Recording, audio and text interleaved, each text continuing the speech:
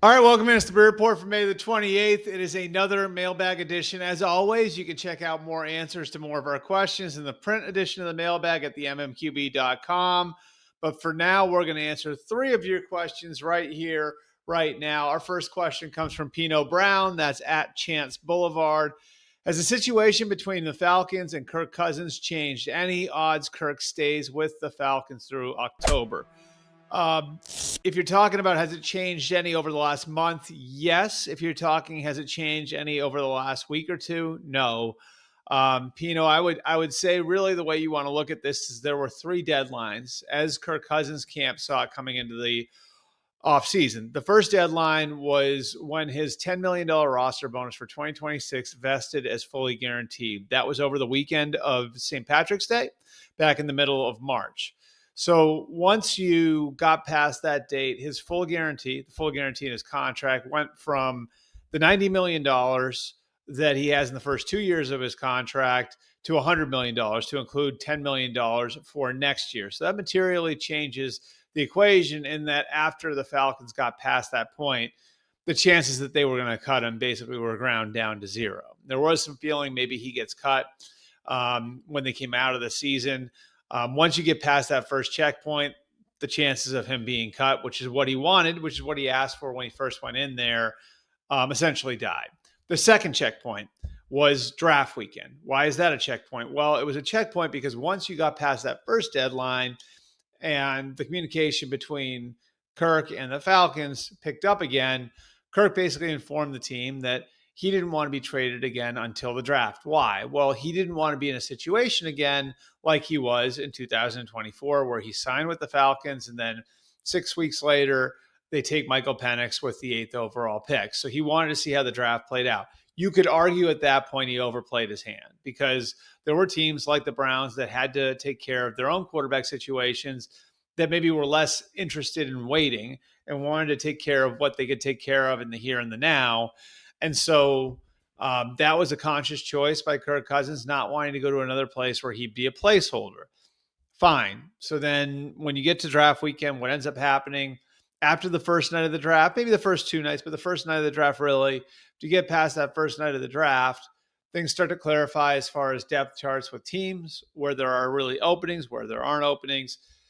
And then the third checkpoint in this whole thing is the beginning of training camp, which is when Kirk Cousins has to show up to avoid incurring massive fines, which is really for players when they're locking in for the season and it's go time. And so we got through that first checkpoint. The Falcons wouldn't cut him. We got through the second checkpoint, and now there are very limited opportunities out there, which is part of the dice roll that Cousins took. Really, if you look at it, I think there's just one team that's still out there without what they feel like is their starting quarterback on their roster. That's the Steelers, who are still locked in on Aaron Rodgers. Maybe an opportunity comes up there going forward. But that's where the material change happened. The last material change happened was over draft weekend when, okay, Kirk Cousins is not going to enact his no trade clause if you can find a place for him. The problem is finding a place for him. And because the draft went the way that it went, there aren't too many opportunities out there for him to go and be a starting quarterback somewhere else right now. So that leaves him on the Falcons roster. The next time that he has to be there, the last time that he has to be in-house with the Falcons is for their veteran minicamp in 2 weeks. I would expect that he will show up for that to incur fines. But like a lot of people have said over the course of the last couple months, like as long as he's in the Falcons, he's probably going to do the bare minimum. And that's where he's at right now. And this is a weird one now because is there a possibility that things fall through with the Steelers and the Steelers are suddenly interested in trading for Kirk Cousins? Sure. Is there a possibility that there's an injury somewhere? Of course there is. That opens up the possibility for him to start somewhere else. That could happen. It's not likely. It doesn't happen every year that way, but it certainly could happen. But really this situation now is kind of in a spot where both the Falcons and Kirk Cousins are waiting for someone to get desperate. And so for the Falcons, that would be the opportunity that they've been looking up for all along, where somebody is willing to take on a sizable chunk of the money. The Falcons' unwillingness to take on a big chunk of the money to buy back a draft pick is part of what prevented a deal from happening here in the first place. So they need somebody to get desperate enough to want to do that. the Cousins camp and Cousins himself needs somebody to be desperate to go and get a starting quarterback. And whether or not that happens again, we have no idea. Here's the other wild card is once you get to the third week of August, the fourth week of August, if you get into the season and maybe there is an injury somewhere, is Kirk Cousins necessarily willing to go? His family's rooted in Atlanta. His wife is from Georgia. Does he want to pick up and go, or does it have to be an ideal situation for him to sign up for whatever it is, 8 weeks, 12 weeks, 16 weeks of playing in a different city, maybe away from his family, when he could just sit there in Atlanta and wait to see how things play out there and then likely hit free agency in 2025 or 2026. It is, again, a very complicated situation. I don't think things have materially changed over the last week or so.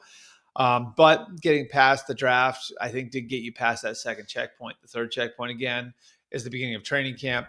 And I think there's a fair question to be asked on whether or not this is the right thing for the Falcons starting quarterback. Michael Penix is sitting there in a position as a young quarterback who probably is going to have to go through some bumps early on, like every young quarterback essentially does. And what's that going to look like when he's got the guy he replaced sitting there in the room with him? What's that going to look like if he has a bad 3 or 4 week stretch in September and the Falcons have Kirk Cousins sitting there available to them to be their starting quarterback? It's a really interesting, again, complicated situation. We'll see what happens next. Question number 2 is from Matt Loans. That's at Loans Matthew. Who's a surprise team, the quote-unquote surprise team from the league that the media isn't talking enough about for the 2025 season? I took a little bit of a different tack with this. I think most people would look, for a team like the Arizona Cardinals or the Las Vegas Raiders, the New England Patriots, or someone like that that's been out of the picture for a while, that you could say that's the team right there that I could see really making a run and pulling themselves off the map. But because we talk about this stuff so much over the course of the offseason, I feel like every potential Cinderella gets drilled into the ground, and we don't really have this team that's like going to come out of nowhere anymore because of the saturation of all media when it comes to NFL in the offseason. So I'm going to take the second piece of your question. What team is the media not talking enough about? I'm going to give you an interesting answer here. I'm going to give you the Houston Texans as a potential Super Bowl contender. And I see it this way for a couple of reasons. Number one, they've got a young rising defense. They've got multiple franchise players in that group, right? Like legit franchise players, like guys like Will Anderson and Derek Stingley. They've got like pieces around those guys like Jalen Petrie and obviously Danielle Hunter. They've got a defensive head coach. They've got, to me, a wealth of young talent, a wealth of rising young talent. They've got an identity and attitude and a culture on defense. And now they're undergoing a lot of change on offense because they're trying to match the culture that they have on defense on offense. And that's part of why they trade Laramie Tunsil. They're trying to change the culture in the offensive line room. And they've taken multiple shots at trying to replace Laramie Tunsil and bringing in Cam Robinson and Trent Brown and Aracey drafting him out of Minnesota. And you have Titus Howard back. So you have to get the tackle position right. You have to firm up the interior positions. But at the skill positions, you got CJ Stroud at quarterback. You got Nico Collins. You lose Stephon Diggs. You don't know when you're getting Tank Dell back, but you got Christian Kirk coming in, and you spent 2 high-end draft picks on Jaden Higgins and Jalen Noel to be your young complementary pieces. You still have Joe Mixon. You still have Dalton Schultz.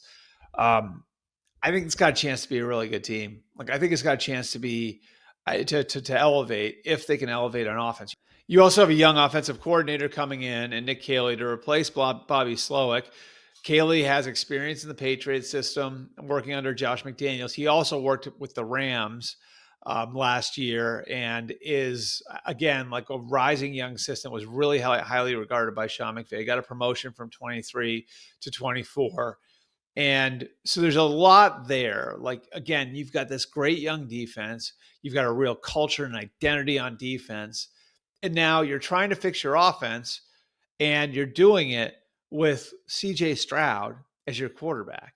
CJ Stroud has played really well, who went toe-to-toe with Patrick Mahomes in the playoffs. They went into the fourth quarter of that playoff game down by 1 point against the three-time AFC champion, the three-time defending AFC champ or reigning AFC champion Kansas City Chiefs. I just look at like where they are, and I look at where they are defensively, and I look at what they've got offensively and the bones of the offense that Nick Caley's going to be putting in, and CJ Stroud at the center of all of it.